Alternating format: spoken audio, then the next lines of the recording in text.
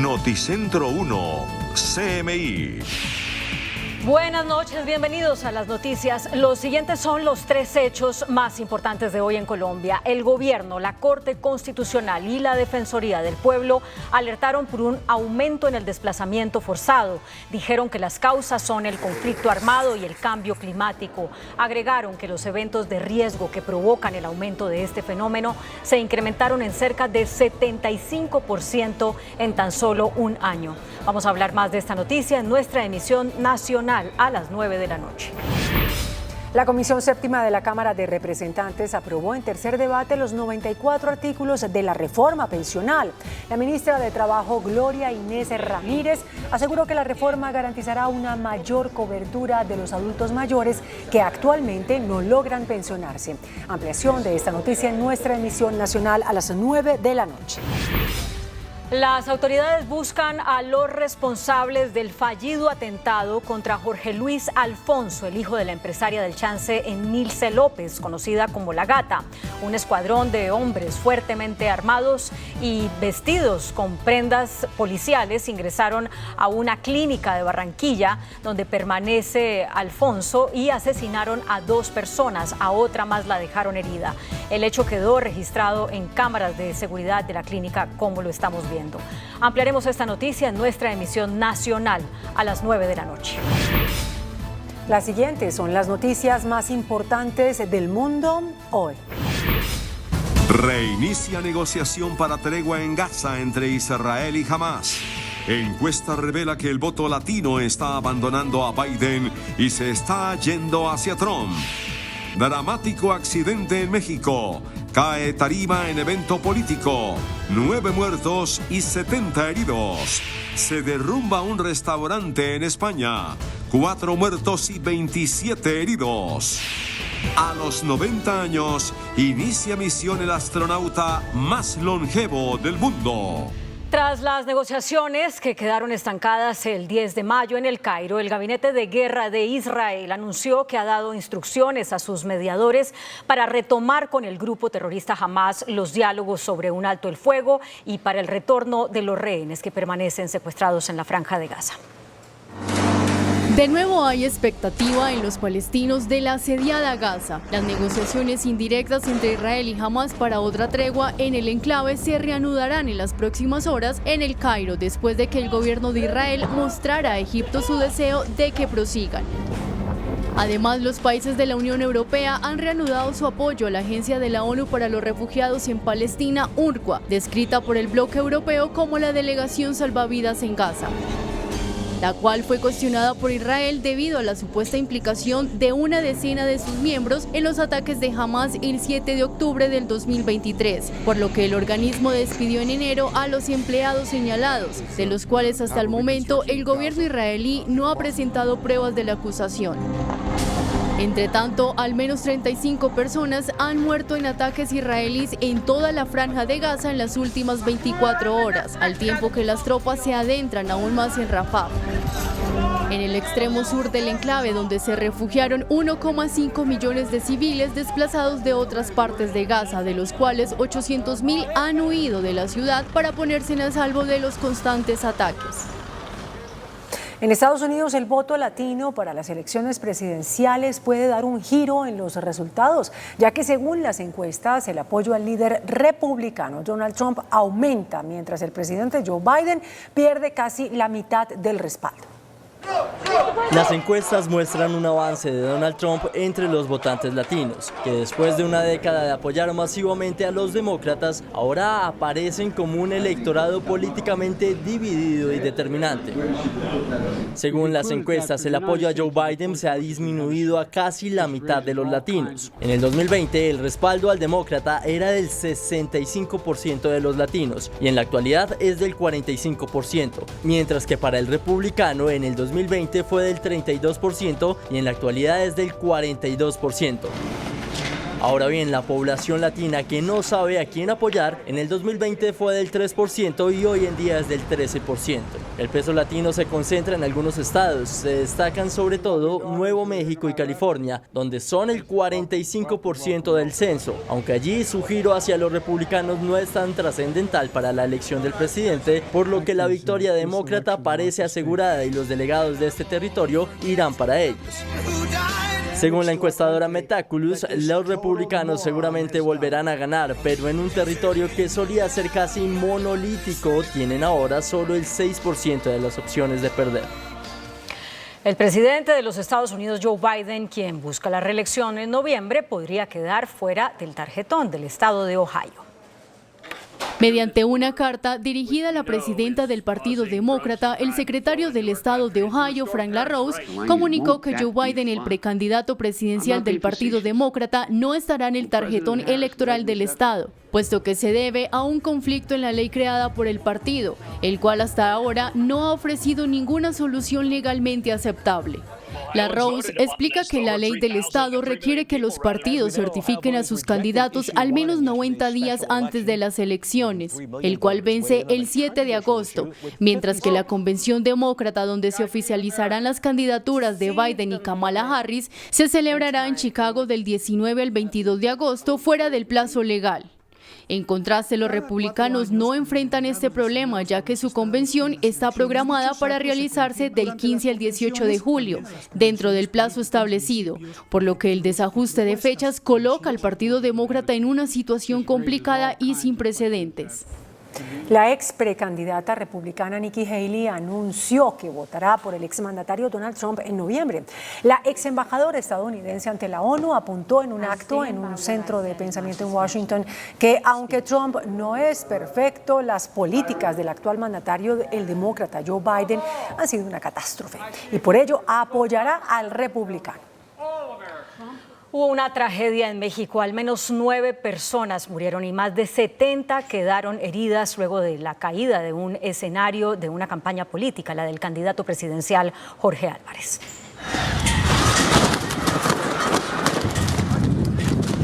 Al menos 9 muertos y 70 heridos dejó el colapso de un escenario durante el cierre de campaña de la candidata del Movimiento Ciudadano a la alcaldía de San Pedro, Lorena Canavati, en el que participaba también el candidato a la presidencia de México, Jorge Álvarez Maínez, en el norte del país. Es un hecho muy atípico porque pues, normalmente el clima va avisando, va creciendo.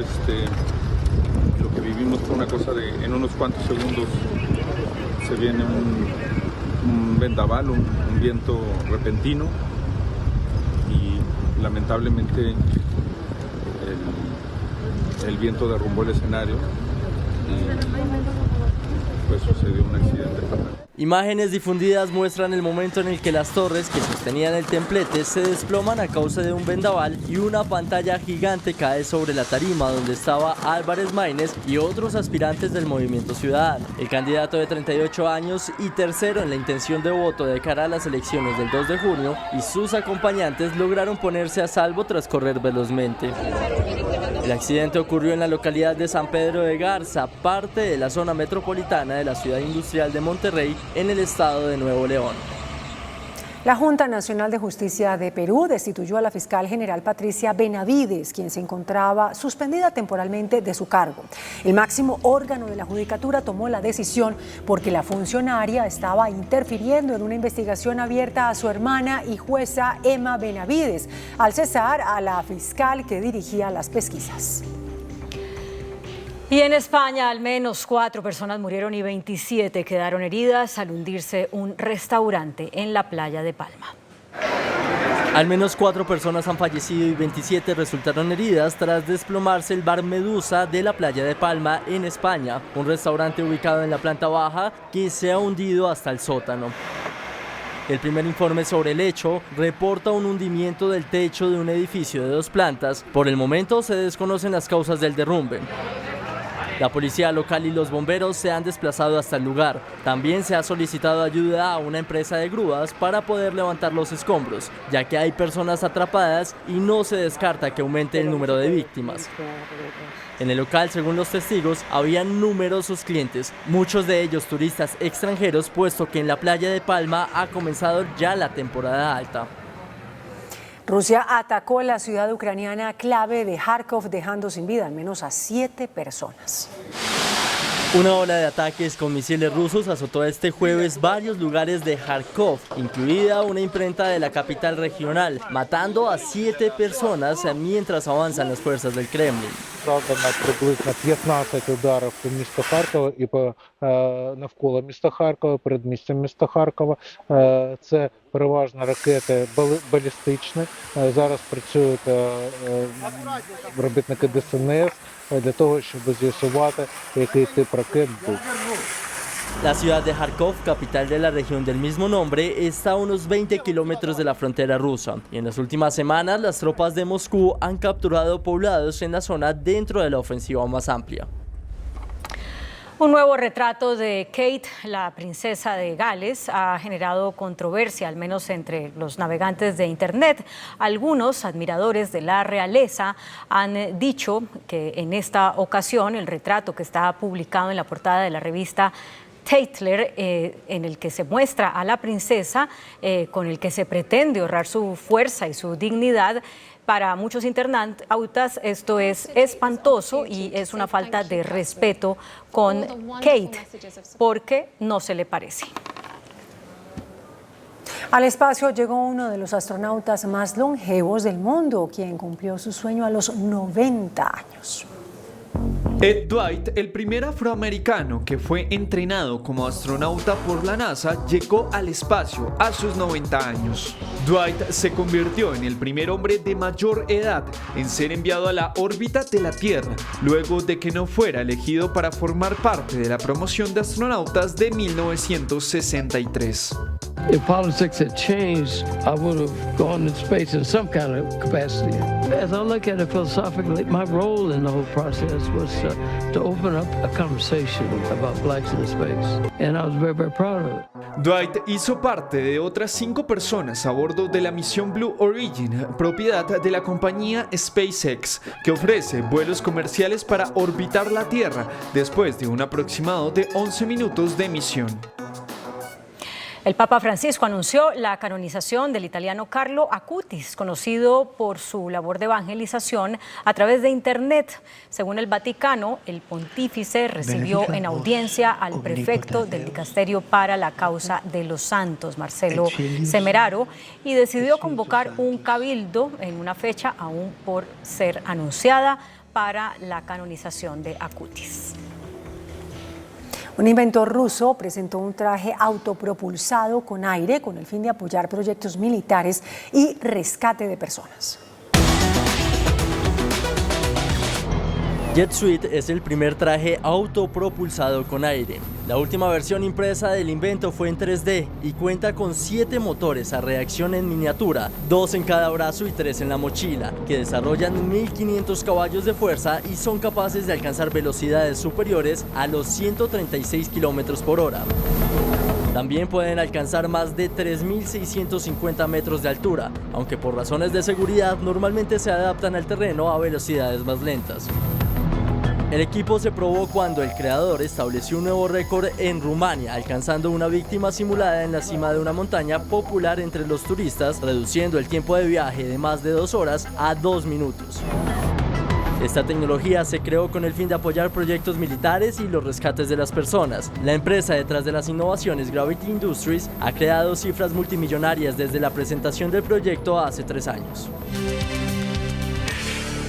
Bienvenidos a Entrevistas Canal 1. Hoy el técnico de la Selección Colombia, Néstor Lorenzo, dio a conocer la lista de 28 jugadores, sí, 28 jugadores que han sido convocados para enfrentar los partidos amistosos frente a las selecciones de Estados Unidos y de Bolivia, partidos que servirán como fase final de preparación para encarar la Copa América. Vale la pena recordar que en esta ocasión la Conmebol ha autorizado a las selecciones nacionales para que inscriban ante la Copa América un máximo de 26 jugadores. Pueden ser menos, pero pueden llegar a ser hasta 26. De esos 28, de no mediar una circunstancia extradeportiva o un imprevisto como una lesión, debe salir el grupo de los escogidos por el técnico de Colombia para encarar la Copa América. ¿Quiénes son los llamados a esta selección? Comenzamos en el arco con David Ospina.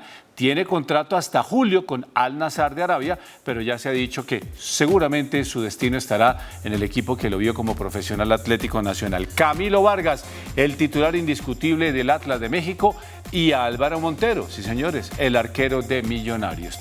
No hay muchas novedades en la defensa, sobre todo en la pareja de centrales. Carlos Cuesta del Gent de Bélgica, Daniel Muñoz, gran titular con el Crystal Palace en Inglaterra, Davinson Sánchez del Galatasaray de Turquía.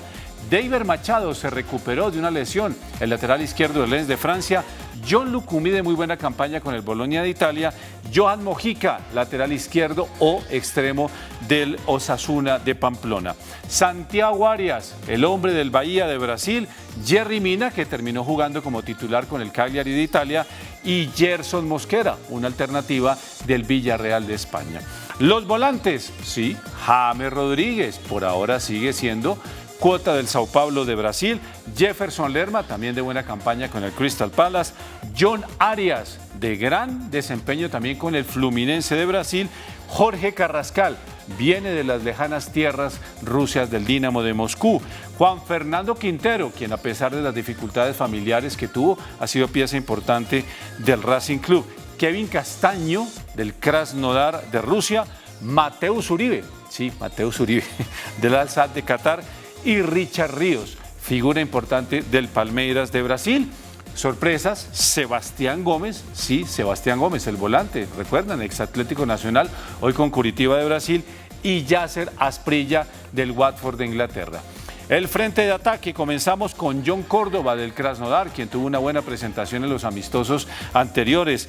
John Hader Durán del Aston Villa, quien terminó también siendo una alternativa en el equipo inglés en el ataque, y el indiscutido Luis Díaz de Liverpool.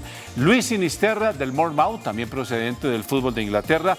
Miguel Ángel Borja, sí señor, la petición de todos se hizo realidad, el goleador de River, y Rafael Santos Borré, que recordemos regresó de Alemania para jugar con el Inter de Brasil.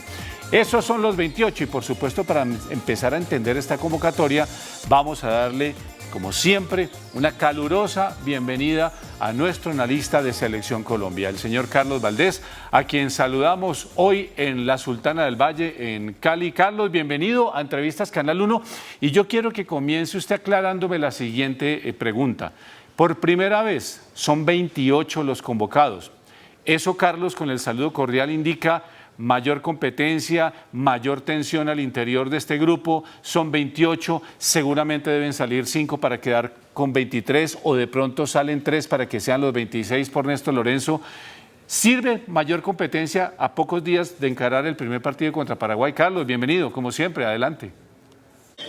Germán, ¿qué tal? Un saludo muy especial para ti y para todos los que nos acompañan a esta hora. Yo creo que sí, sin duda, siempre una lista que supera el límite de jugadores permitidos va a generar al interior la necesidad, ¿no?, de entregar todo hasta el final, sobre todo por aquellos puestos que por ahí hay muchas dudas y que no están definidos. Creo que la gran mayoría tienen jugadores consolidados, jugadores que ya han hecho parte del proceso, pero sobre todo aquellos que se suman o que son sorpresa, digamos, en este último llamado, pues van a tener que seguir haciendo esfuerzos para por fin poder estar en esa lista definitiva, ¿no? Habla usted de dudas.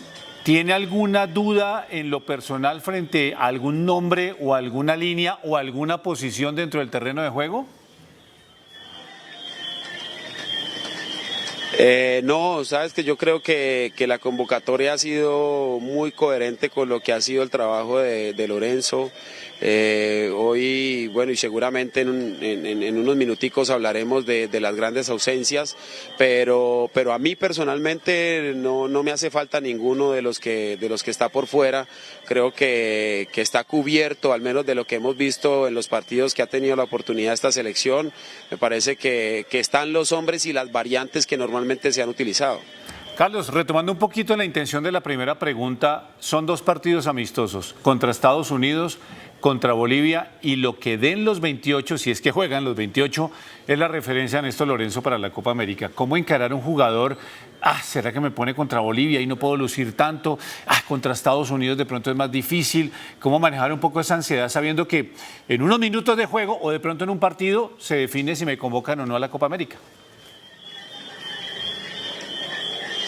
Es cierto que por la cabeza del futbolista puede pasar este tipo de pensamientos, pero yo creo que el fútbol es más que eso, ¿no? El entrenador en la evaluación, en el análisis del partido y el análisis individual no solamente valora el comportamiento del jugador frente al equipo, sino también el propio colectivo, ¿no? Es decir, si este jugador jugó bien, porque pusimos al equipo principal, estaba rodeado de jugadores titulares o eran jugadores todos que estaban debutando, que les podían ganar los nervios, precisamente la ansiedad de no saber manejar esos momentos donde se está definiendo una lista.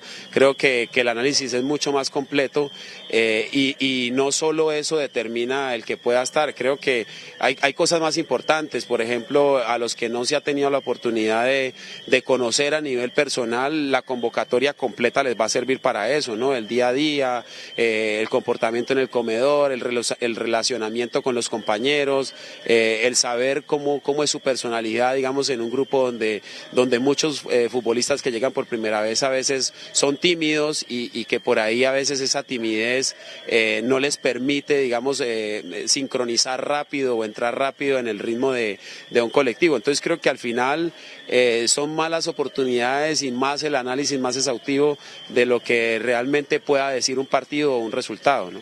No, y lo dice usted de la experiencia porque hay muchas cosas dentro de una convivencia, en una concentración que uno no conoce y que también pueden ser momentos determinantes para una decisión.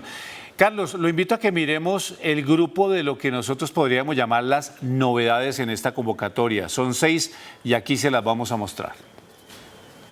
Estas son entonces las 6 novedades con relación a la convocatoria de marzo para los Juegos ante España y Rumania. En la defensa, el regreso de Davinson Sánchez del Galatasaray de Turquía y de Deiber Machado, quien viene de superar una delicada lesión que lo tuvo varios meses por fuera. Los volantes, pues un fijo en Néstor Lorenzo, Mateus Uribe de Al-Sadd y el palo, Sebastián Gómez, el exatlético nacional, ahora con Curitiba de Brasil. En el ataque, un hombre que ha sido referencia para Néstor Lorenzo, que es John Hader Durán de Aston Villa, y por supuesto la gran novedad, los goles con River de Miguel Ángel Borja le permitieron estar en la convocatoria de Néstor Lorenzo. Carlos, 4 de estos que hemos nombrado han estado en el radar de selección. Incluso Miguel Ángel Borja también ha tenido alguna oportunidad. Pero lo de Sebastián Gómez, ¿no le parece a usted que es el palo de los palos en esta convocatoria? Sí, yo creo que es la gran sorpresa, porque de resto todos los demás, o la gran mayoría, como lo mencionas, han estado, pero también me parece que se debe a esa evaluación exhaustiva que mencionábamos ahora, ¿no?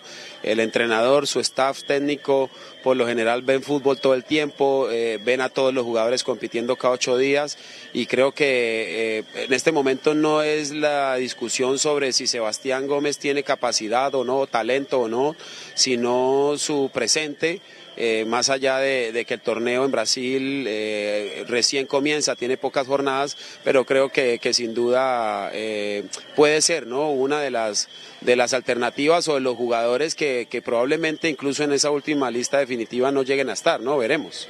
Claro, tiene usted toda la razón en lo que acaba de decir, esta no es la lista definitiva, pueden pasar muchas cosas, pero uno diría, bueno, un Sebastián Gómez reemplazaría a un ausente, que a 28 los llamados, pero algunos se quedaron por fuera y estaban en el radar de la selección o han estado. Empecemos por Kevin Mier, el arquero de Cruz Azul que esta noche está jugando la gran final del fútbol de México, no lo llamó Néstor Lorenzo. Cristian Borja, el hombre del Sporting Braga, ha sido convocado incluso como lateral o como extremo por izquierda, no está. Tampoco está Juan Guillermo Cuadrado, tuvo una gran lesión, no tuvo un gran protagonismo con el Inter de Milán, pero Cuadrado había sido referente del señor Néstor Lorenzo, lo mismo que Wilmar Barrios, el volante del Zenit de Rusia, no estuvo convocado. Y en el ataque, pues bueno, aunque ya está más de retiro que de vigencia, el Tigre Radamel Falcao García, y alguien que sí es muy vigente y muy joven y que ha hecho goles con el Zenit de Rusia es Mateo Casierra, tampoco estuvo. Volvemos con Carlos Valdés. Carlos, la ausencia de estos 6, aunque tienen historial y sobre todo un presente diferente, ¿le dice a usted que ninguno de ellos va a estar en la posibilidad de ir a la Copa América? Pues yo creo que la que más puede, al menos para mí, ¿no?, de llegar a tener un impacto mediático fuerte sería lo de Casierra, que es el hombre que recientemente había estado en la gran mayoría de los partidos, que había anotado goles incluso y que pues hoy no es tenido en cuenta al menos para esta lista o prelista, digamos, inicial de la Copa América.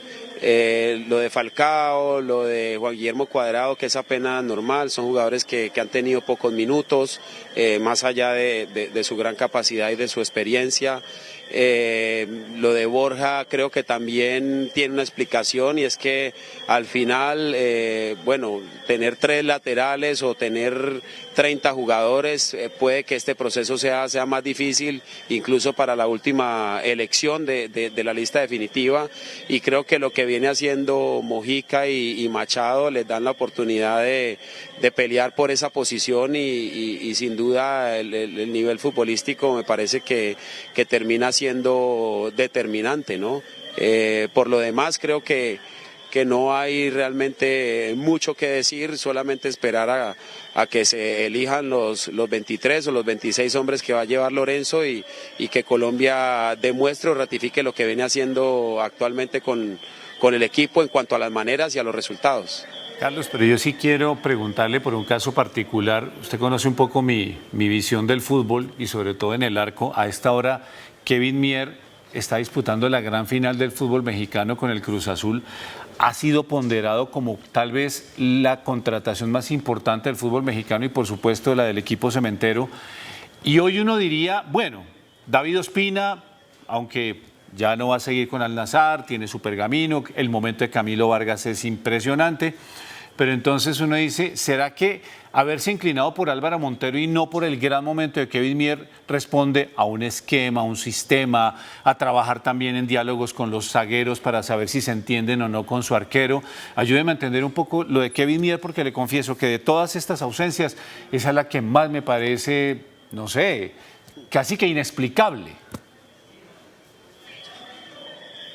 Sí, también entiendo que son sin duda una cantidad de argumentos y de razones que juegan a favor, ¿no?, de la convocatoria de Kevin Mier y del hecho de que hoy no esté.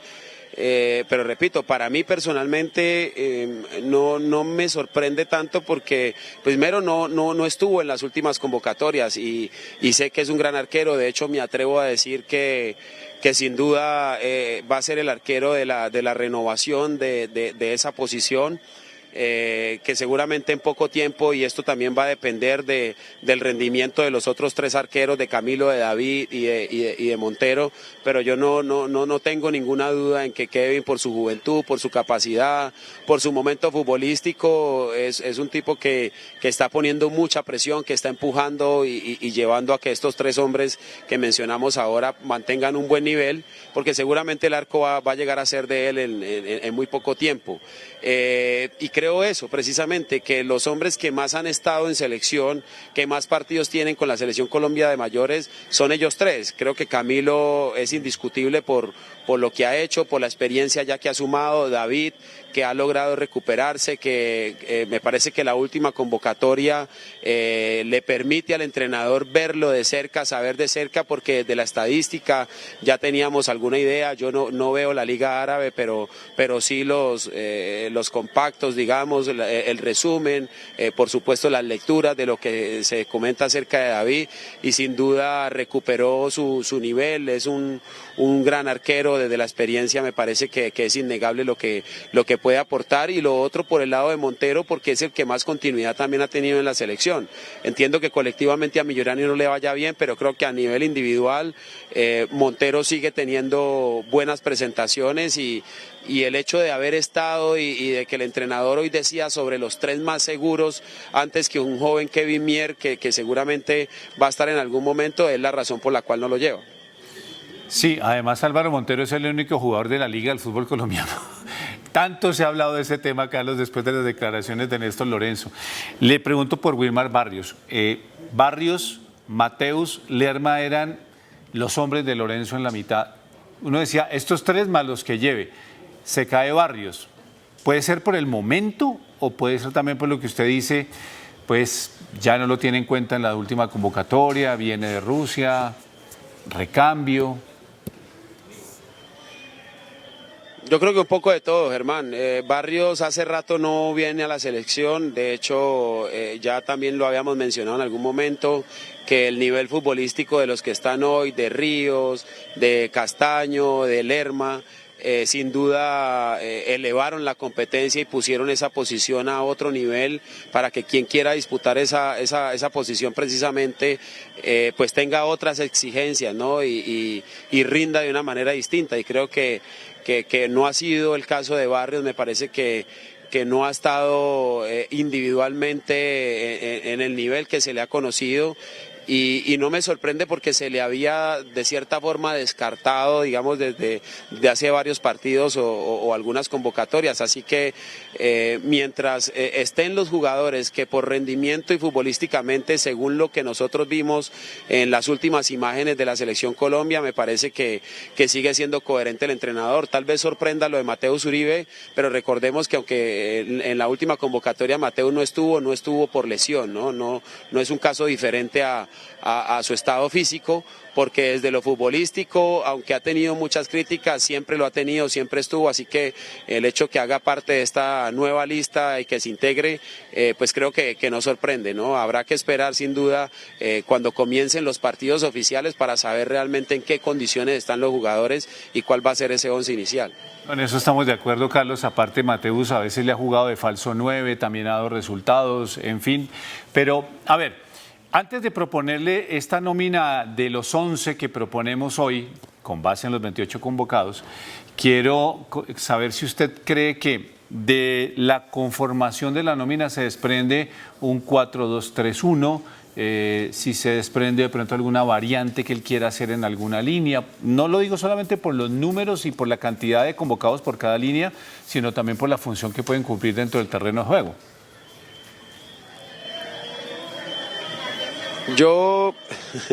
Usted me conoce, Germán, que yo casi, digamos que de las estructuras tácticas no me fijo mucho porque cambian todo el tiempo, y sobre todo conociendo a Lorenzo, que es un entrenador que piensa mucho en su estrategia, en cómo lastimar al rival, que estudia mucho los posicionamientos, que basa su idea y su filosofía partiendo, claro, de una estructura para repartición de espacio, pero que siempre modifica de acuerdo a donde él siente que puede vulnerar más a los equipos contrarios. Entonces, digamos que si esto fuera un ejercicio de una idea inicial para comenzar, que si le permite a Lorenzo adaptarla o modificarla sin tener que llegar a muchos cambios desde el banco, creo que el 4-3-3 sería la ideal, porque es estructura, digamos, táctica que ha usado últimamente y que más se acomoda precisamente a eso, a que se convierta en algún momento en un 4-2 con 3-1, en un 4-2-2, en un 4-4. Tiene muchas variantes y creo que con los mismos nombres en terreno de juego puede lograr un poco lo que es el cambio en esas dinámicas, ¿no? Bueno, Carlos, le propongo este 4-2-3-1 que a mí me gusta mucho de este 11 inicialista, a ver usted qué opina, ¿vale? Este, insisto, es el 11 de Noticentro 1 CMI. En el arco, pues Camilo Vargas. El lateral derecho, Daniel Muñoz. Nos encantaría combinar una pareja de centrales con la fogosidad de John Lucumí y la veteranía de Jerry Mina. Y como lateral izquierdo, recuperar esos grandes partidos con Selección Colombia que tuvo Deiber Machado antes de la lesión. Tener dos hombres recios adentro de la línea de volantes, como Kevin Castaño, también juventud, al lado de la experiencia de Jefferson Lerma. Delante de ellos, ¿cómo discutir este tridente? Con John Arias, con James Rodríguez, que le encanta a Néstor Lorenzo, y con Luis Díaz. Y si vamos a buscar un 9 de área, la gran impresión que dejó John Córdoba en los partidos anteriores dan para que él sea nuestro 9 en este 11 ideal. Insisto, Carlos, ese es nuestro 11. Cada uno tiene su equipo, cada uno lo para como quiera. A nosotros nos gusta, sobre todo, sabe que el 3, Carlos, por el tema de Arias, de James y de Luis Díaz. ¿Cómo ve usted ese 11? No, a mí también me gusta. Creo que si hoy comenzara la Copa América, me parece que ese sería el equipo. Y lo que invita más a ilusionarse es que hablamos de grandes nombres también en el banco, así que empezaría con ese 11 y de todas maneras habría material o herramienta para modificar en caso que se requiera. Carlos, ya lo dijo usted, en los esquemas todo va a cambiar, pero también todo depende mucho de cómo juegue el rival. ¿Usted cree que de la ansiedad que hay en Colombia de esperar que Colombia gane esta Copa América, porque entonces ya nos volvemos con el tema de los favoritismos, etcétera, puede haber una presión extra cuando encaremos el partido contra el anfitrión Estados Unidos, después que enfrentemos a Bolivia? ¿Cómo tratar de interpretar que esto es el último laboratorio de Néstor Lorenzo? ¿O usted cree que estos partidos definitivamente tienen que darnos la convicción no solamente de defender un invicto, sino también de mostrar un equipo que tiene categoría para empezar en el debut contra Paraguay? Yo creo que por la manera en la que este proceso de Lorenzo se ha acoplado y reconociendo claramente que la presión es grande y que Colombia, pues tal vez futbolísticamente, históricamente hoy tenga rivales superiores, digamos, en esta misma competencia. Hay algo que es clave y es precisamente la convicción y la confianza que tiene este equipo en el trabajo que hace, en los jugadores que hay, en la calidad humana que hay para trabajar, que durante todos estos partidos que ha tenido Lorenzo, amistosos, de eliminatoria, le han permitido sacar buenos resultados.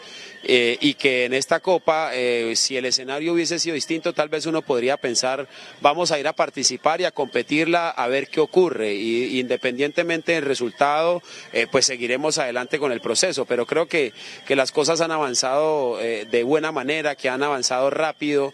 Y Colombia no tiene mucho tiempo para seguir esperando simplemente participar o competir. Creo que la mentalidad de estos jugadores ha venido cambiando, que el fútbol hoy permite soñar, y es momento para mí de que Colombia asuma ese rol, ¿no? Entendiendo que van a ir a una competencia muy difícil donde hay 2 o 3 rivales que son superiores, pero que el trabajo que están haciendo les permite soñar con el título y asumir precisamente cada partido pensando en que van a ser los obligados a ganar independientemente del rival que esté enfrente.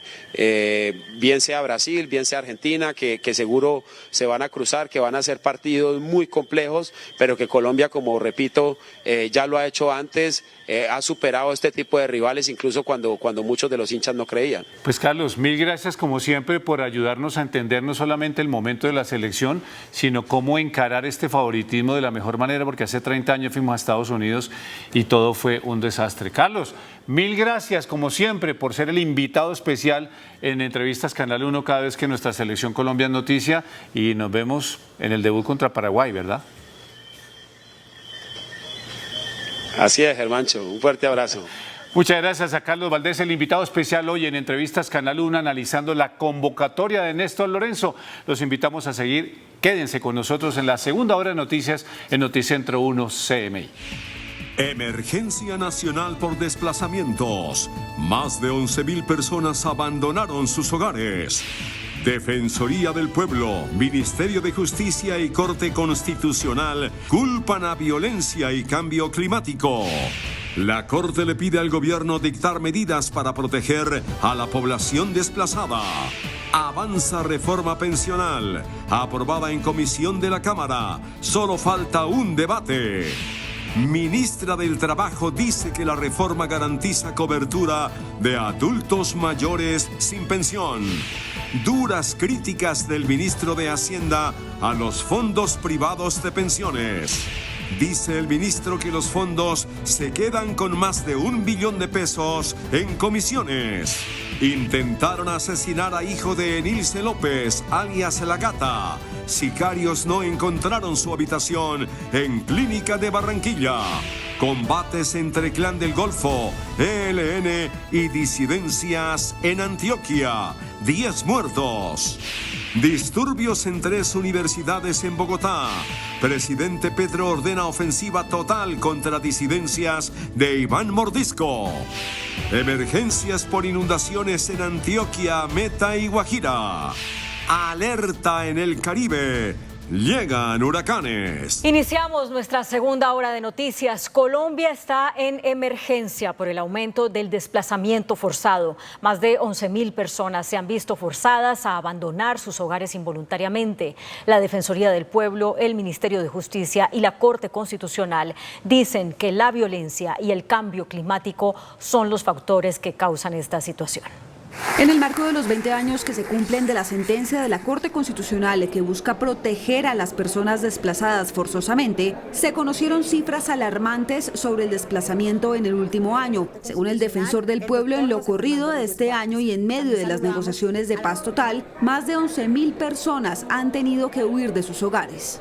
Desde el 1 de enero a la fecha, hemos registrado más de 35 eventos de desplazamiento masivo que afectan a más de 11.780 personas y registramos 73 eventos de riesgo de desplazamiento, lo que representa efectivamente un importante aumento frente a los 43 eventos de riesgo que se dieron en la misma época del año inmediatamente anterior. La magistrada de la Corte Constitucional, Natalia Ángel, que vigila el cumplimiento de esta sentencia, dijo que hay otros factores como el cambio climático que también inciden en el desplazamiento forzado. Son más de 8.6 millones de personas desplazadas a causa de la violencia las que están en el registro. No sabemos incluso cuántas más puede haber. Hoy tenemos incluso nuevos fenómenos de movilidad humana. Entonces este es un tema que en Colombia tiene que seguir siendo prioritario. Hoy vamos a enfrentar con mucho ahínco y de hecho la Corte acaba de sacar una sentencia al respecto sobre el desplazamiento por factores ambientales, incluido el cambio climático. El tema climático, no solo en Colombia, sino en todas partes del mundo, pues se anticipa que incluso va a generar mayores número de desplazados. La magistrada advirtió que aunque hay avances para proteger a los desplazados, aún falta. Uno no ve un cumplimiento completo, digamos, no se ha superado el estado de cosas inconstitucional, que como yo he insistido, implica que la población desplazada tenga una garantía de derechos al mismo nivel que el promedio de la población. Hoy en día definitivamente la población desplazada sigue siendo la más vulnerable de las vulnerables, las más pobres de las pobres. Por parte del gobierno, el ministro Néstor Osuna dijo que son varios factores que llevan al desplazamiento forzado. El conflicto armado no termina y eso sigue ocasionando tanto desplazamiento como confinamiento, porque hay los dos problemas, pero también los desplazamientos por catástrofes climáticas, por la crisis climática. A un debate de ser aprobado quedó el proyecto de reforma pensional. La Comisión Séptima de la Cámara de Representantes aprobó los 94 artículos de la iniciativa. La Comisión Séptima de la Cámara de Representantes aprobó el articulado de la reforma pensional que crea una migración al sistema de pilares que funcionará con 3 eslabones. El pilar contributivo, donde están los cotizantes de prima media y del componente complementario de ahorro individual. El pilar semicontributivo, donde están los cotizantes que no logran cumplir los requisitos de pensión y que estén en un rango de cotización entre los 300 y menos de 1000 semanas. El pilar solidario, donde están las personas de la tercera edad que no logran pensionarse y fija un rango de edades de hombres para 65 años y mujeres de 60 años. Son pilares que son no solamente estructurales, sino que tienen una gran inclusión social. Y somos el único en el mundo, si es aprobado en el cuarto debate, somos el único con un pilar semicontributivo que me parece que es muy importante porque nos convertimos no solamente en experiencia innovadora, sino que vamos a ser ejemplo de inclusión para todos los países. Este jueves se aprobaron los 25 artículos faltantes, entre los que se incluye uno de los más polémicos, relacionado con el manejo de los recursos de las pensiones. Sería el Banco de la República el que los administrará. Sin embargo, se incluyó un cambio, y es que ahora el presidente podrá nombrar una comisión asesora que tendrá voz, pero no voto. Queremos garantizar que los fondos estén en manos de el Banco de la República. Eso le da tranquilidad al país, bien lo explicaba Andrés. Ministra, con ese reconocimiento también tengo que decir que ese es un comité técnico. La sesión no estuvo exenta al debate, incluso los ánimos se exaltaron cuando se discutía un artículo sobre el lapso de tiempo de los litigios de Colpensiones y su caducidad. Pero ¿por qué no me vas a hablar si yo estoy dejando Permítame hablar. Representar que una persona que esté defendiendo a los pensionados o las personas afiliadas, resulta que le quiere conceder un tiempo reducido para que pueda hacer los alegatos jurídicos. La ministra de Trabajo explicó cómo será la transición. La transición viene tal y como está. Tenemos 2 tipos de transición. Una transición que es para los traslados entre regímenes de 2 años. Por 2 años los colombianos con doble asesoría van a poder trasladarse del régimen del Fondo de Ahorro Individual al público de Colpensiones o viceversa, del régimen público al de pensiones. El proyecto de reforma pensional ahora pasará a cuarto debate en la Cámara, donde tiene que lograr su aprobación antes del 20 de junio. El ministro de Hacienda, Ricardo Bonilla, criticó el manejo de los recursos de las pensiones por parte de los fondos privados. Aseguró que en 2023 obtuvieron ganancias en comisiones por más de 1,2 billones de pesos. El ministro de Hacienda arremetió contra los fondos privados de pensiones y sus ganancias. Aseguró que dichas empresas estarían cobrando hasta 5 comisiones por el manejo de las cotizaciones. Lo cierto es que en términos reales, el año pasado los fondos recaudaron 33.5 billones de pesos en cotizaciones y recaudaron 1.2 billones en comisiones obligatorias. Aquí los ciudadanos no tienen capacidad de elección. El ministro aseguró que la reforma pensional busca reorganizar las cuentas del sistema, incluidas las relacionadas con los fondos privados. Más lo que recibirían por flujo, más lo que le van a seguir cobrando a los cesantes. Entonces, ¿cuánto quieren ganar los fondos? Incluso Bonilla dijo que parte de estos recursos entrarán a financiar el pilar contributivo. Le va a llegar al fondo de ahorro del pilar contributivo. A alguna parte va a llegar. En este caso la ley dice va a llegar al fondo de ahorro del pilar contributivo. Bonilla se refirió a este tema, pues la reforma modificará las comisiones de los fondos privados sobre el monto que supere el umbral de cotización. Las autoridades buscan a los responsables del intento de asesinato en una clínica de Barranquilla de Jorge Luis Alfonso, hijo de Nilce López, conocida como La Gata. A las 11:23 de la mañana, 11 hombres armados irrumpieron en esta clínica en el norte de Barranquilla. 6 vestían chaquetas de la Dijín y otro se la puso en la recepción. Llegaron a bordo de 3 vehículos cuyos conductores esperaron en la parte exterior. Dentro de la clínica estaba una joven mujer que los esperaba. Mientras un grupo de antisociales se distribuyó en el primer piso y vigilaban, la mujer custodiaba al vigilante, al que redujeron y tendieron en el piso. Por lo menos 7 de los sicarios llegaron hasta el cuarto piso, en donde creyeron estaba Jorge Luis Alfonso López. Uno tenía un arma de largo alcance y otro portaba un ariete para derribar la puerta de la habitación. Primero dispararon a un hombre que estaba de visita y luego se dirigieron a la habitación en donde se ocultaba un escolta de Jorge Luis Alfonso y una visita que llegó al lugar. Sin embargo, Alfonso López no se encontraba allí. Y allí ingresan a una de las habitaciones donde impactan a 2 personas, quienes pierden la vida en el sitio. Hay una tercera persona lesionada quien se encontraba en la parte externa de la habitación. Sin embargo, esta persona pues está siendo tratada médicamente, en este momento está estable.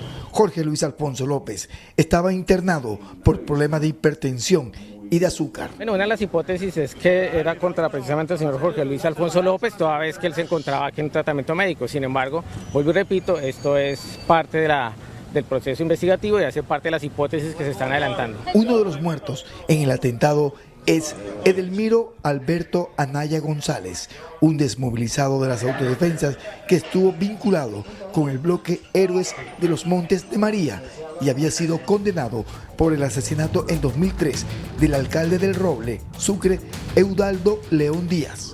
Además, recientemente se había salvado de un atentado en el suroccidente de Barranquilla. Es una persona conocida como, o más bien que había sido objeto de un atentado hacia el pasado 4 de mayo en el sector de Las Gardenias.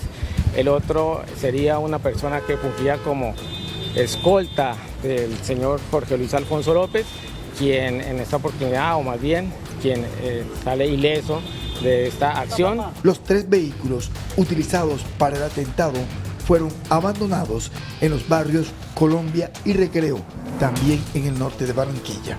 En su cuenta de X, el presidente Gustavo Petro escribió: quienes atentan contra Jorge Luis López, candidato a confesar ante la JEP esta realidad oculta, quieren silenciar la verdad. Y entre tanto, la Jurisdicción Especial para la Paz volvió a negar el ingreso del hijo de la gata a esa jurisdicción. También le negó la petición de libertad condicional. La sección de apelación de la JEP confirmó la decisión que tomó en 2021, cuando negó la solicitud de sometimiento a Luis Alfonso López, conocido como El Gatico, hijo de la exempresaria del Chance, Enilce López. La JEP determinó que López no se comprometió a contar la verdad sobre vínculos con los paramilitares ocurridos entre el 2004 y el 2007, cuando fue alcalde de Magangué, en Bolívar. Cruentos combates se registran en el departamento de Antioquia entre hombres armados de 3 estructuras criminales. ELN, disidencias de las FARC y el Clan del Golfo protagonizaron una jornada de terror en la vereda Plaza Nueva de Remedios, Antioquia. Contra el riesgo de seguridad y las condiciones del clima, el gobernador de Antioquia y los comandantes del ejército y la policía llegaron a la zona para corroborar el número de muertos que dejó el enfrentamiento. Personalmente vi algunos cadáveres ahí en el lugar de los hechos, pero este es el producto de la avaricia de todos estos grupos criminales por quedarse con las rentas ilegales, con la minería ilegal, con el narcotráfico y seguir sometiendo a nuestra población nacional. La policía confirmó que en la zona permanece un grupo de fiscales delegados y explicó la logística del traslado de cuerpos. Estuvimos con las fuerzas militares acompañando a la fiscalía. Quedaron en el lugar un equipo de técnicos judiciales y un fiscal que va a asumir el conocimiento de la investigación y van a ser trasladados al municipio de Segovia. La Defensoría del Pueblo denunció que en este municipio antioqueño 6 niños fueron reclutados. Pero adicionalmente esta semana, o mejor dicho, en estas 2 semanas pasadas, tenemos 6 casos de posibles reclutamientos allá desde el corregimiento de Carrizal. En esta zona del nordeste incrementaron las amenazas contra líderes sociales y en los últimos meses se ha denunciado retenes ilegales. Las autoridades investigan lo sucedido en una clínica de Cali, donde un hombre le disparó a otro paciente mientras recibía atención médica. La persona atacada falleció. El pánico se apoderó de la sala de urgencias de la clínica Versalles, cuando un supuesto paciente que permanecía a la espera de ser atendido por el personal médico desenfundó un arma de fuego y atentó contra la vida de otro paciente que recibía atención en este centro asistencial. Le causa su muerte y en la huida el delincuente logra herir tanto a un guarda nuestro que reaccionó como a un familiar de una paciente que estaba también a la espera del servicio. La víctima fatal fue identificada como Tito Wilber Santana Mesa, de 44 años de edad, quien habría sido remitido en la madrugada del 22 de mayo por el Hospital Carlos Olmes Trujillo, ubicado en el distrito de Agua Blanca, donde recibía a la víctima, quien además contaba con un amplio prontuario criminal. En Bogotá se presentaron choques entre la policía y encapuchados en inmediaciones de 3 universidades públicas. Desde las 2 de la tarde los ánimos en la sede de Bosa de la Universidad Distrital se empezaron a caldear. Un gran grupo de personas encapuchadas bloqueaba las vías de la localidad, lo que provocó que uniformados de la UNDEMO llegaran para tratar de retomar la normalidad en el tráfico. Allí iniciaron los fuertes enfrentamientos. Incluso desde el techo de la institución, encapuchados agredían a la policía. Simultáneamente en la sede Vivero de la misma institución, encapuchados la emprendieron contra un bus del servicio público, lo que también generó fuertes enfrentamientos entre estos manifestantes y la policía, obligando al cierre de la avenida Circunvalar mientras ocurrían los enfrentamientos. Un par de horas más tarde en la Universidad Nacional se presentó el enfrentamiento más fuerte, que obligó al cierre total de la carrera 30 en sentido norte-sur. El uso de artefactos incendiarios caseros en contra de los uniformados volvió a ser protagonista y la densa capa de gas lacrimógeno afectó a miles de ciudadanos que por allí transitaban. El tráfico en 3 puntos de la ciudad fue el gran perdedor de las 3 batallas. Se cumplirá pronto el primer año desde que, en medio de unos disturbios en la Universidad Nacional, el patrullero John Freddy Rodríguez recibiera un impacto con un artefacto explosivo casero que lo dejó con muerte cerebral. Su familia continúa aferrada a la esperanza de un milagro que permita la total recuperación del patrullero. Este fue el momento exacto en el que la vida de John Freddy Ramírez y la de su familia cambió para siempre. En medio de enfrentamientos con encapuchados en la Universidad Nacional, un artefacto explosivo casero lo impactó en su cuello. El estallido fue tan fuerte que incluso su casco salió a volar y parte de su cerebro dejó de funcionar.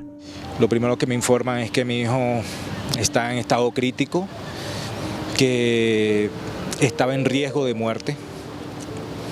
Y a partir de ahí, durante varios días fue ese tipo de noticias. Un mes después logró salir de la unidad de cuidados intensivos, pero sigue postrado en una cama del Hospital Central de la Policía, acompañado desde el primer día, las 24 horas, por su padre y su madre, que siguen aferrados a un milagro.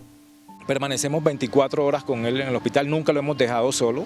Después de que salió de la unidad de cuidados intensivos, permanecemos 24/7 con él. Si no está mi esposa, está mi persona. Enfrentamientos entre encapuchados y policía, como el que le cambió la vida a John Freddy y su familia, se volvieron rutinarios en Bogotá, con uso de artefactos capaces de mutilar y apagar vidas. Por eso es que en la ciudad de Bogotá hacemos un llamado todos los días a que las autoridades encargadas de administrar los campus universitarios prohíban, eliminen la posibilidad de usar estos artefactos explosivos.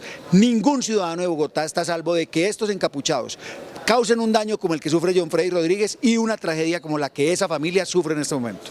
Desde el distrito hacen un llamado urgente al gobierno nacional, pues esperan que el caso de John Freddy no se vuelva a presentar ni con un policía ni con un civil. Desde el Cauca, el presidente Gustavo Petro ordenó una ofensiva total contra las disidencias de Iván Mordisco. Además, se descartó un nuevo cese el fuego con esa agrupación. Gerardo Aristizábal con toda la información. Margarita, pues esa fue la conclusión que entregó el ministro de Defensa, Iván Velázquez, acompañado de toda la cúpula de las Fuerzas Armadas, al término de un consejo de seguridad que encabezó el presidente de la República, Gustavo Petro, aquí en Popayán. Arremetida total contra la facción de las disidencias del Estado Mayor Central de las FARC que comanda Iván Mordisco. No habrá extensión de cese el fuego con esa organización, pero con la que dirige alias Cararca sí. El ministro de Defensa y los comandantes de las fuerzas militares y de la policía hablaron de esto y de la arremetida total ordenada por el presidente Gustavo Petro contra esos terroristas. El grupo comandado por Iván Lozada o Mordisco y el grupo comandado por Calarcá Calarcá, con su grupo, continúa en la mesa de negociación y con ellos además continúa el cese al fuego.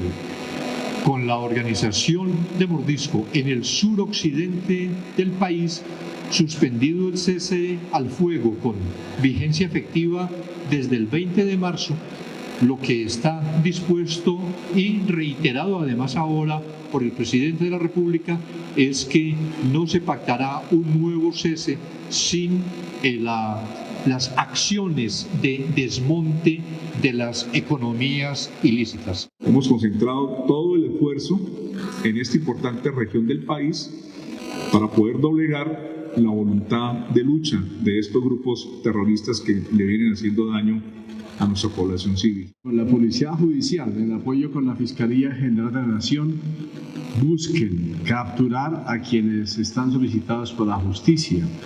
En este ejercicio, nosotros en la Operación Cauca hemos capturado más de 370 personas. Y en medio de un fuerte dispositivo de seguridad, el presidente Gustavo Petro visitó el municipio de Morales, Cauca. Allí constató precisamente cómo quedó la estación de policía tras el ataque de las disidencias de alias Iván Mordisco, el Estado Mayor Central. Se reunió posteriormente con 40 alcaldes de este departamento, con el gobernador, y condecoró a 37 policías que fueron al rescate de sus compañeros ante la arremetida de esa organización terrorista. A esta hora, el jefe de Estado mantiene una reunión privada con dirigentes del Consejo Indígena Regional del Cauca, CRIC. Mañana hará uno de sus eventos del Gobierno Escucha, donde se reunirá con víctimas del conflicto. Desde Popayán, Gerardo Aristizábal, Noticentro 1, CMI. Buenas noches, Gerardo, muchas gracias. Las fuertes lluvias de las últimas horas provocaron emergencias en La Guajira, Meta y Antioquia. Más de 500 habitantes de 3 veredas del municipio del Castillo Meta se encuentran incomunicados debido a la creciente del río Ariari, que destruyó 3 puentes que conectaban estas veredas con el casco urbano del municipio. Centenares de cultivos han sido inundados y la incomunicación ha impedido que los agricultores puedan sacar productos como el plátano y la leche, los cuales se están perdiendo, generando millonarias pérdidas para los agricultores. Los campesinos de esta región hacen un llamado al gobierno para que les brinden ayuda, permitiéndoles sacar sus productos al mercado y evitando así la quiebra económica. Un centenar de familias afectadas y más de 30 barrios inundados dejan las fuertes lluvias que se registran hace 3 días en la capital del departamento de La Guajira. Los afectados por la temporada invernal se encuentran a la espera de que los organismos de socorro les brinden atención, ya que hasta el momento han brillado por su ausencia. El pronóstico del tiempo para el departamento de La Guajira, según el IDEAM, indica que en los próximos días se esperan lluvias acompañadas de tormentas eléctricas, especialmente en las horas de la tarde, noche y madrugada. A esta hora se reportan al menos 10 emergencias en Antioquia por las intensas lluvias. En Medellín hay colapso de la movilidad tras la inundación de 2 vías principales y se reporta el desbordamiento de 3 quebradas. En el municipio de Bello, las autoridades confirman inundaciones en 5 barrios. Estados Unidos buscará la extradición de cabecillas de las disidencias de las FARC por los múltiples atentados terroristas cometidos recientemente. Hoy se dio el primer encuentro en el que se abordó ese tema.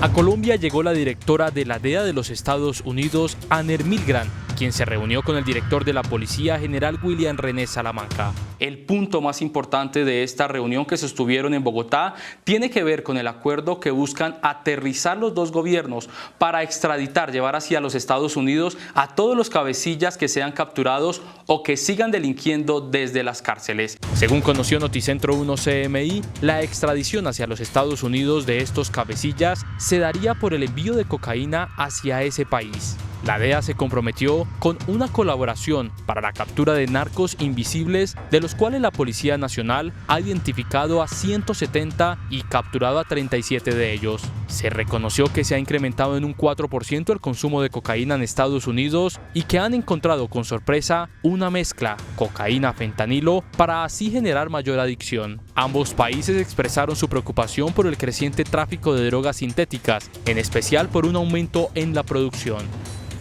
Se conocieron imágenes de los patrullajes que realizan las disidencias FARC en el departamento del Cauca. Los videos pertenecerían al momento previo del último ataque terrorista en Morales. Son varias las camionetas de alta gama, en su mayoría Toyotas 4x4, donde se estarían desplazando las disidencias FARC en el departamento del Cauca. Guerrilleros fuertemente armados al mando de Iván Mordisco, recorriendo vías de diferentes municipios del departamento. Así ha quedado registrado en videos que se han viralizado en redes sociales. Ejército Nacional analiza las imágenes y confirmaron que estas camionetas habrían sido utilizadas para mover a los guerrilleros que ejecutaron la toma terrorista del lunes en Morales, Cauca. Se conocieron nuevas hipótesis sobre el asesinato del director de la cárcel Modelo, Elmer Fernández. Funcionarios del IMPEC estarían implicados en el hecho. El ministro de Justicia, Néstor Osuna, aseguró que una de las hipótesis en las investigaciones por el asesinato del director de la cárcel Modelo de Bogotá, Elmer Fernández, apuntan a que guardias de la cárcel estarían implicados como cómplices. Vamos a saber exactamente qué fue lo que ocurrió, quiénes fueron los determinadores y también los autores materiales de ese execrable delito. ¿Hubo participación en miembros del IMPEC? ¿Es una de las hipótesis? Es una de las hipótesis. Sobre la reforma a la justicia, dijo que evalúan beneficios jurídicos para delitos sexuales contra menores de edad. No queremos ser benévolos con nadie, queremos es que no haya impunidad y que haya sanciones rápido. El ministro asegura que si a un implicado se le ofrece la posibilidad de colaborar con la justicia, se pueden llegar a desarticular redes completas y reparar a las víctimas. En diferentes centros de reclusión se llevaron a cabo operativos para prevenir la extorsión y la planeación de actos delictivos por parte de los cabecillas de las bandas criminales recluidos en los penales. De manera simultánea, grupos especiales y funcionarios de la Guardia Penitenciaria IMPEC intervinieron 6 de los establecimientos carcelarios más importantes, un componente de 360 personas donde se llevó a cabo un megaoperativo que buscaba combatir la extorsión y la corrupción. En Bogotá, el Centro de Reclusión La Picota, la Cárcel Modelo y Buen Pastor, así como los centros penitenciarios de Barranquilla, Modelo, Palmira y Pedregal. También se reveló que hay 3.700 funcionarios, en su mayoría guardianes, investigados por presunta corrupción. Más de 750 casas y locales comerciales quedaron afectados por la explosión de la polvorería El Vaquero en Soacha. 41 personas resultaron heridas, 7 de ellas están en centros hospitalarios, 2 de estas en estado crítico en el Hospital Simón Bolívar. Las personas afectadas claman por ayuda para reconstruir sus viviendas y negocios. Estos conjuntos residenciales en el sector alto de Soacha, a escasos metros de la fábrica de pirotecnia El Vaquero, fueron los que recibieron el impacto de la onda explosiva. Vidrios, techos, ventanas resultaron afectados. De la explosión, las ventanas estallaron todas. La afectación fue la puerta, se salió la reja, las ventanas del segundo piso se salió, se metió completamente. Tercer piso donde están los niños, allá se cayeron también los vidrios, una teja en el tercero y cuarto piso un vidrio.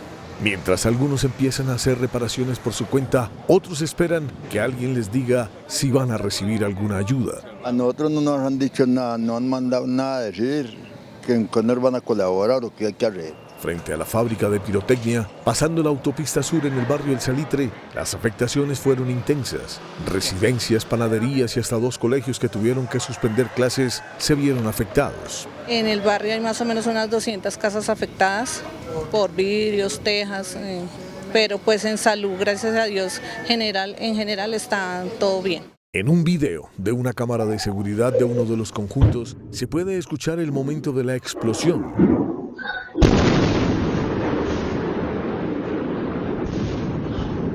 Y segundos después, la onda que llega hasta el edificio y que provocó pánico en algunos residentes, como estas 2 mujeres con un niño en brazos que buscan las escaleras para salir de la edificación.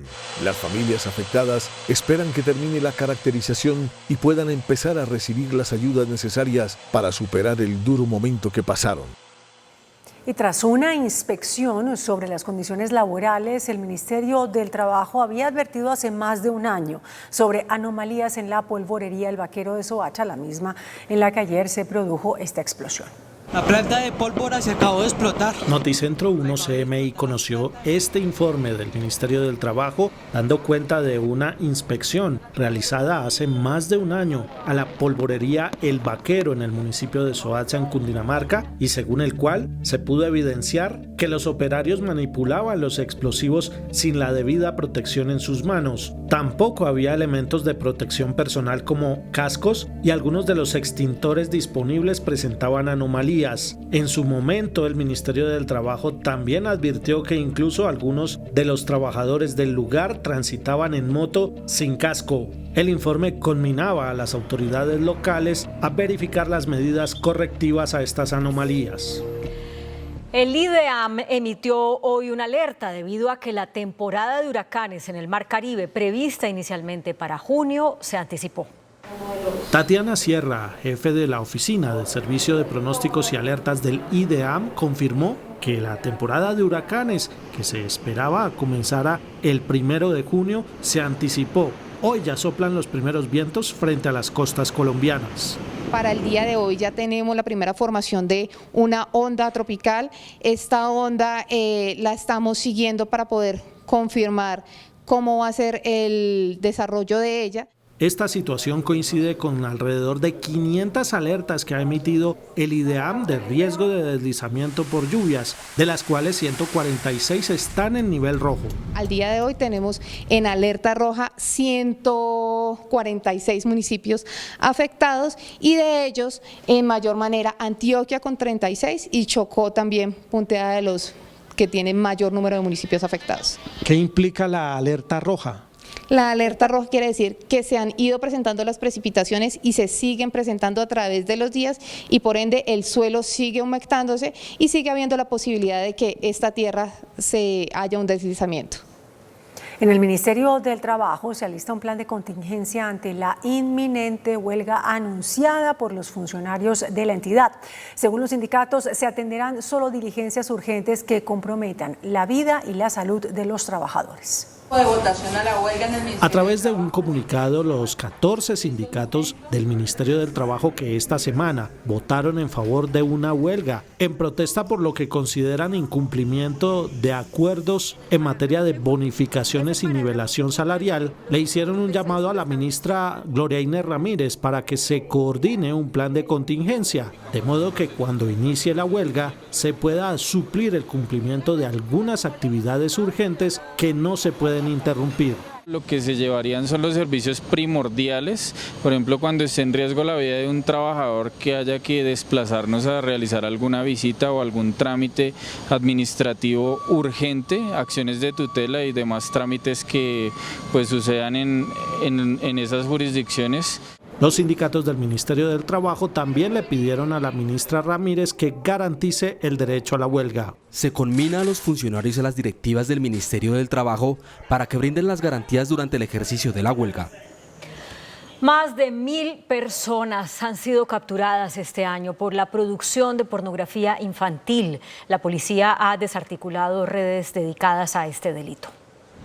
Otra redada contra la pornografía infantil llevó a cabo la Dirección de Protección y Servicios Especiales de la Policía. Bajo la operación denominada Cami, fueron capturadas 9 personas por el delito de pornografía infantil en 6 regiones del país. En Bogotá, en Medellín, en Barranquilla, en Neiva, en Ibagué, en Purificación, y allí logramos dejarlos a disposición por el delito de pornografía infantil con menor de 18 años. Cifras de la misma policía revelan que este año son 1.568 capturas por delitos sexuales contra menores de edad. Además, hemos recibido 66 incidentes en el CAI virtual precisamente sobre delitos de explotación sexual contra niños, niñas y adolescentes en temas que tienen que ver con grooming, con sexting y con ciberbullying. Se ha realizado el bloqueo de 15.491 páginas por contenido material de abuso sexual. Continúan las manifestaciones en Argentina, a las que se sumaron docentes y médicos. De otra parte, 9 personas fallecidas y 70 heridas dejó la caída de la tarima de un evento de la campaña presidencial en México. Y en Egipto se reanudarán los diálogos en busca de una tregua en Gaza. Las noticias del mundo en Noticentro 1 CMI. En medio de los desacuerdos con los cambios del gobierno de Argentina para mejorar la economía del país, cada día son más los sectores que se unen a las manifestaciones para exigir mejores salarios. Hoy trabajadores de la salud y docentes se han unido a ellas. A esta hora han tratado de entrar a la fuerza a la legislatura de Misiones del país, lo que ha generado enfrentamientos con la policía.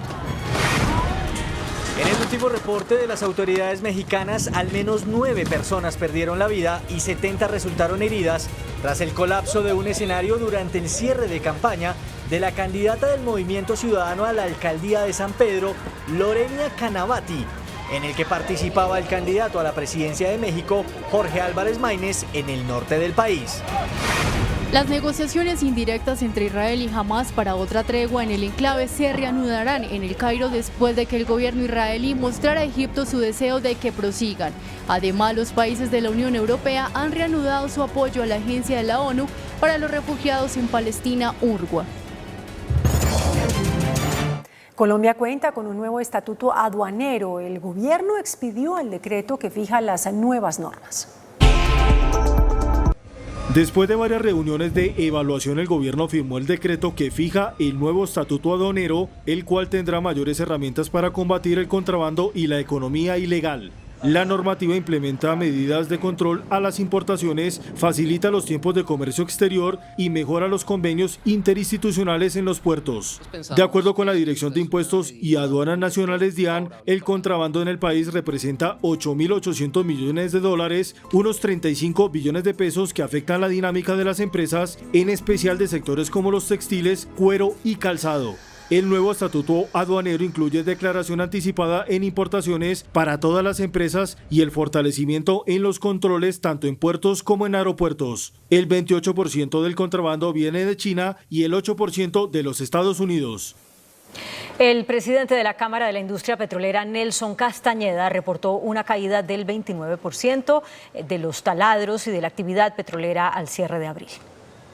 De acuerdo con el reporte de la agremiación, la actividad petrolera sigue cayendo, generando impactos negativos para la producción y el empleo. Según el análisis entre noviembre de 2022 y abril de 2024, la dinámica de esta industria bajó de 155 a 110 taladros, cerca de un 30%.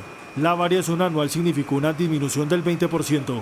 La menor inversión debido a la incertidumbre a una política de hidrocarburos clara está pasando cuenta de cobro. La reforma tributaria les quitó flujo de caja a las compañías y esto ha hecho que las inversiones se hagan únicamente en los proyectos de pronta recuperación. Para el periodo analizado se han perdido más de 23.000 empleos y los niveles de producción en el último año bajaron sobre todo en gas un 5,7%. Para incentivar los proyectos de incremento del factor de recobro, de incentivar los proyectos que hoy no pasan los económicos. Preocupa que el panorama del sector se refleje en un bajón en la vida útil de las reservas.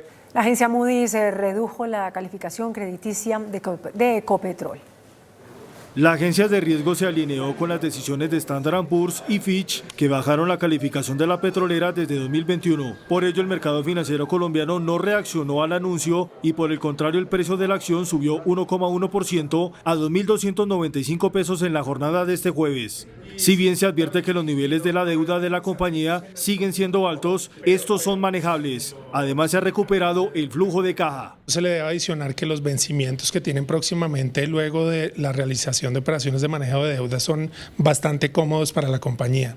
Ellos no necesitan tomar nueva deuda este año y el próximo probablemente tampoco. Las advertencias que pesan sobre Ecopetrol son de mediano y largo plazo por la estructura en portafolios de proyectos exploratorios. Eso pues debe ser una alerta aún mayor a las que ya el gobierno tiene para incentivar la industria y sobre todo para mejorar algunas métricas de Ecopetrol que vienen elevándose. Desde Ecopetrol señalan que la calificación no afecta al desempeño de los títulos de la petrolera. La Superintendencia de Sociedades adelanta un plan de rescate financiero y administrativo para 5 equipos del fútbol profesional colombiano que enfrentan millonarias deudas.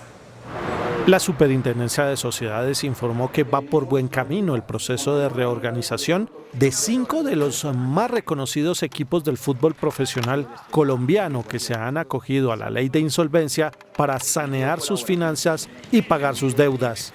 Son 5 equipos de fútbol, que es el Santa Fe, el América de Cali, el Once Caldas, el Real Cartagena y el Cúcuta Deportivo. El superintendente explicó qué es lo que se busca con la reorganización empresarial de los equipos. Con la reorganización de los equipos del fútbol colombiano pasa como con el resto de las empresas y la apuesta del gobierno nacional en el sentido de salvar empresas.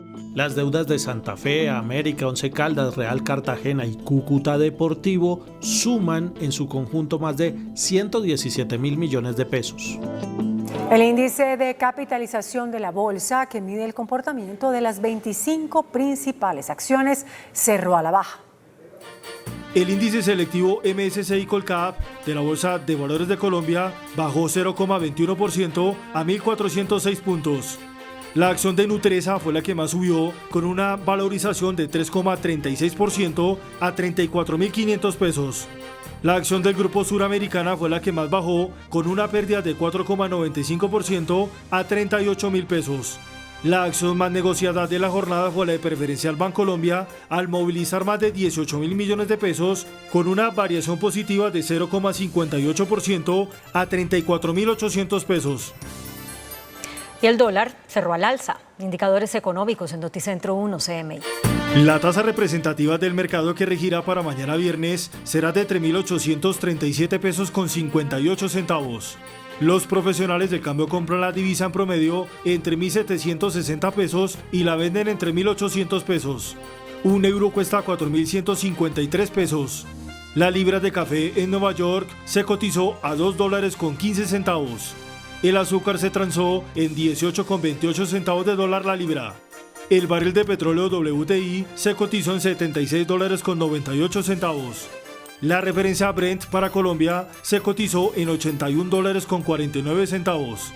Una acción de Ecopetrol cuesta 2.295 pesos. Hasta aquí Noticentro 1 CM.